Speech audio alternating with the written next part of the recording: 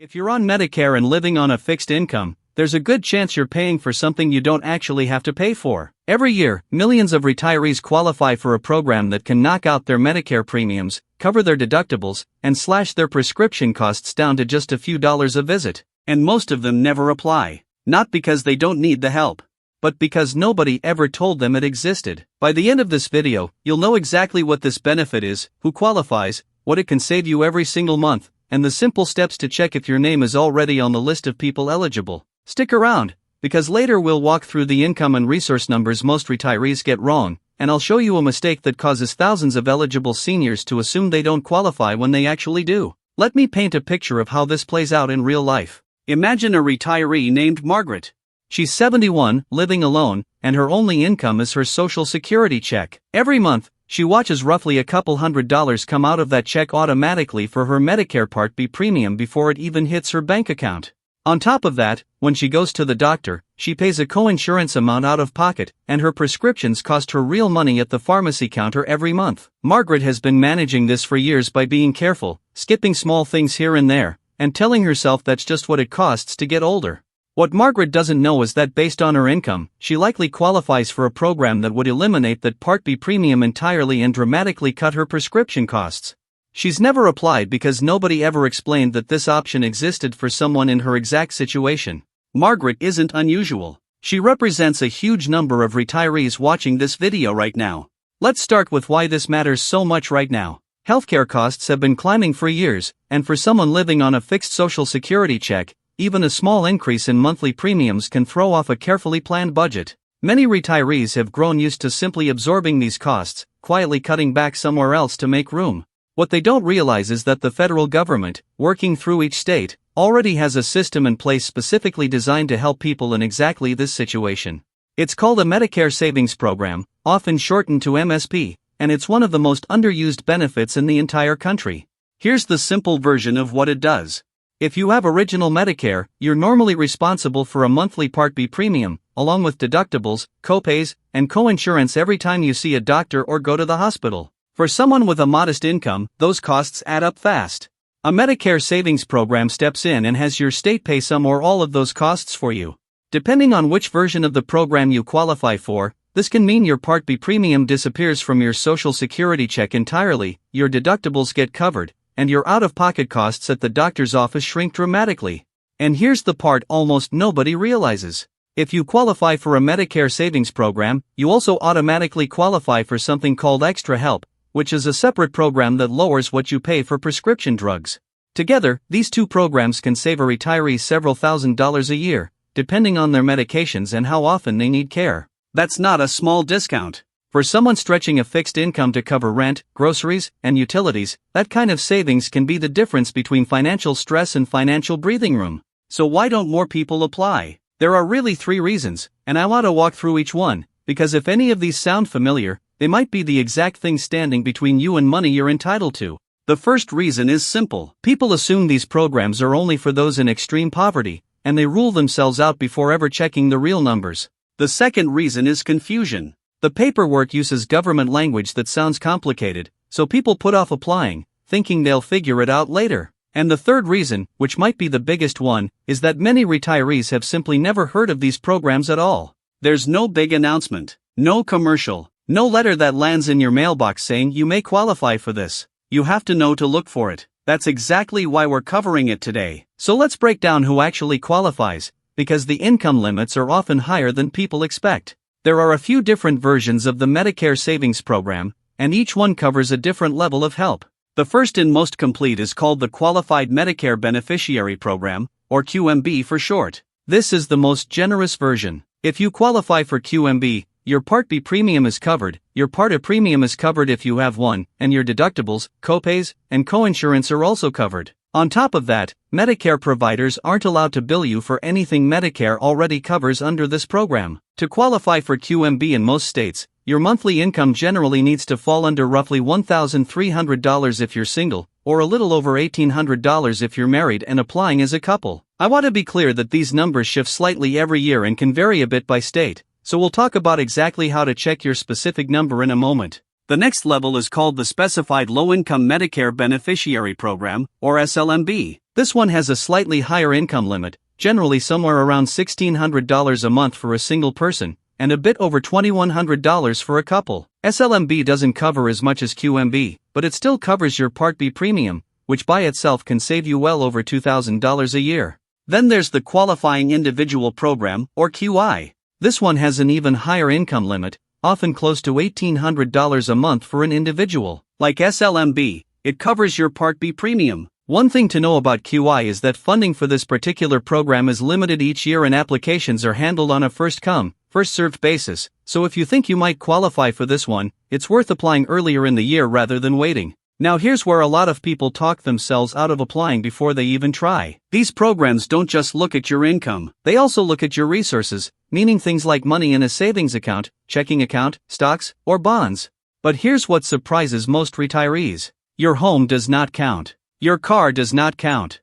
Your furniture, personal belongings, and household items do not count. The resource limit is really only looking at liquid assets, and for most single applicants, that limit is generally in the range of $9,000 to $11,000, with roughly double that for married couples. If your savings account looks nothing like that number, you might still be closer to qualifying than you think, especially once you understand that your house and car are not counted against you. This is exactly the kind of misunderstanding financial counselors run into constantly. People see the word asset limit and immediately assume their home value disqualifies them, so they never bother submitting an application. That single assumption causes thousands of eligible seniors to walk away from benefits they've already earned the right to receive. There's another detail worth understanding, and it has to do with how your income itself gets calculated. Most states apply what's called a general income disregard, which simply means a small portion of your monthly income, often around $20, isn't counted toward the limit at all. It sounds small, but for someone sitting right on the edge of qualifying, that $20 can be the difference between being approved and being denied. This is exactly why guessing your eligibility based on a rough estimate can lead you astray in either direction. The only way to know your real number is to let your state Medicaid office run the actual calculation using your specific income and circumstances. It's also worth knowing that income from working isn't always counted the same way as income from Social Security or a pension.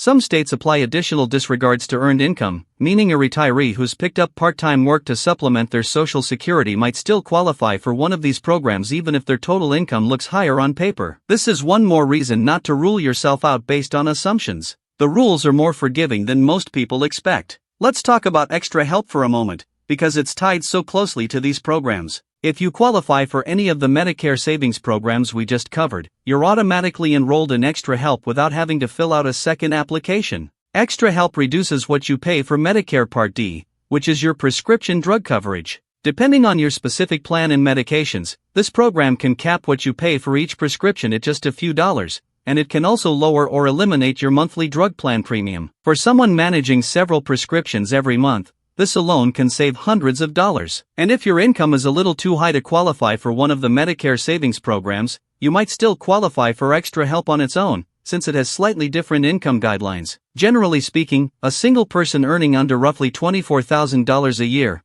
or a couple earning under about $32,000 a year, may still be eligible for at least partial Extra Help, even if they don't qualify for a full Medicare Savings Program. That's an important distinction, because it means even retirees who assume they make too much to qualify for anything should still check. Now let's talk about how to actually find out where you stand, because this is the part that matters most. The first step is to contact your state's Medicaid office, since Medicare Savings Programs are run at the state level, even though the funding and framework come from the federal government. Every state has a phone number or local office you can call to ask specifically about Medicare Savings Program eligibility. You can also start the process through the Social Security Administration, since applying for Extra Help can sometimes be done directly through them, and they can point you toward your state's Medicaid office for the Medicare Savings Program side of things. The second step is to gather a few basic documents before you apply. You'll generally want your most recent Social Security award letter, information about any other income you receive, and statements showing your checking and savings account balances.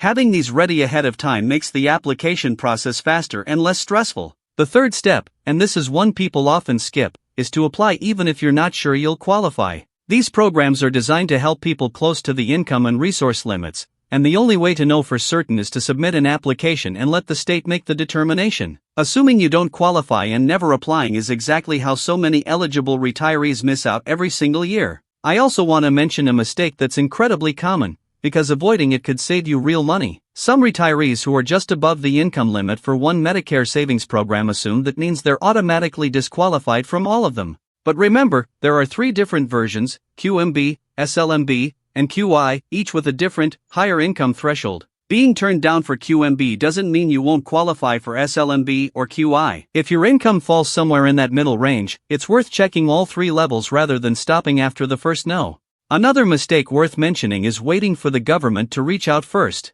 There isn't a system that automatically flags eligible seniors and mails them an enrollment form.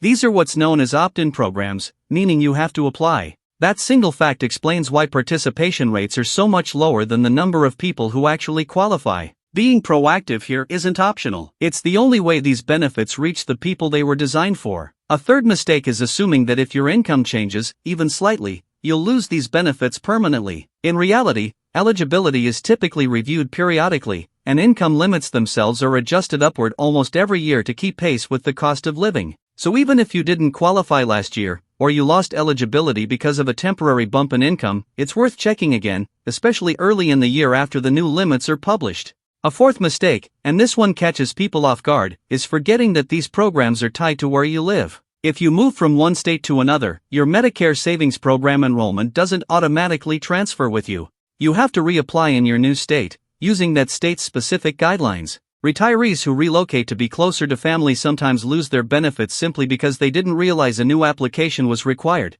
and months can go by before anyone catches the gap. If a move is in your future, put reapplying on your checklist right alongside changing your address with Social Security. A fifth mistake worth mentioning is assuming that a denial is final. If your application gets denied, you generally have the right to appeal that decision, and appeals are reviewed by someone who wasn't involved in the original determination. Circumstances change, paperwork gets misread, and sometimes a denial is simply the result of a missing document rather than a true ineligibility. If you believe you were denied in error, or if your situation has changed since you applied, it's worth asking your state Medicaid office about the appeals process rather than assuming the door is permanently closed.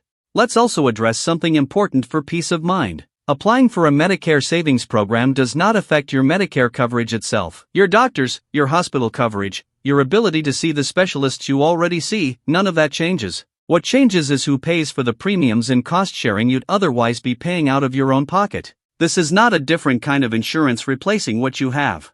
It's financial assistance layered on top of the Medicare you already rely on. I also want to gently address something that comes up a lot in the comments on videos like this one. Some viewers feel hesitant to apply for any kind of assistance program, even when they clearly qualify, because it feels like accepting help they haven't earned. But these programs exist because you've paid into the system for decades through the taxes that fund Medicare and Medicaid. Using a benefit you're eligible for isn't taking something you don't deserve. It's accessing something that was built specifically for situations like yours. Before we wrap up, let's talk about verification, because this is where trust matters most. Income limits, resource limits, and program details can shift slightly from year to year, and they can vary a bit depending on which state you live in. Alaska and Hawaii, for example, use slightly different income thresholds than the rest of the country. Because of this, the numbers we've walked through today should be treated as a general guide to help you understand whether it's worth applying, not as the exact figure for your specific situation. The most reliable way to get your precise number is to visit Medicare.gov directly,